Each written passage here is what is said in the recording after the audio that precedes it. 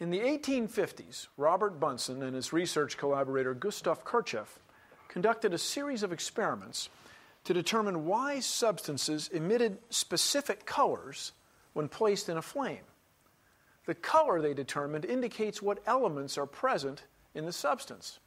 For example, if sodium is placed in a flame, they observe shades of yellow.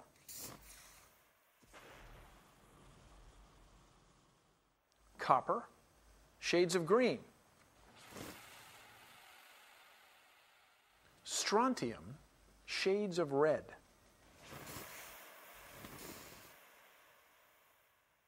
That was a good one. While watching the experiments, Kirchhoff was reminded of how a prism spreads light into a rainbow of colors. So, using a prism and the pieces of a small telescope, Bunsen and Kirchhoff built the first spectroscope, an analytical device they hoped would help them see the spectra coming from heated substances.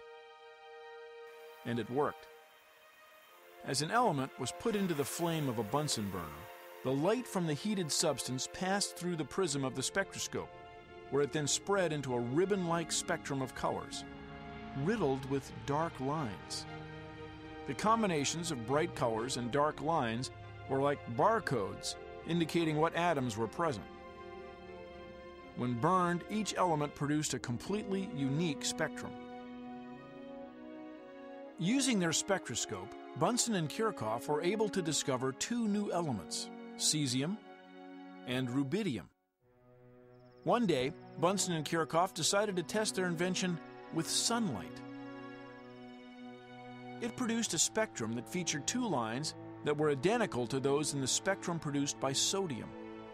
Bunsen and Kirchhoff had discovered the presence of sodium in the sun, 93 million miles away. Suddenly, scientists had a tool to help them study the chemistry of the heavens. Liftoff. We have liftoff. Today, the legacy of this great discovery lives on in the exploration of space.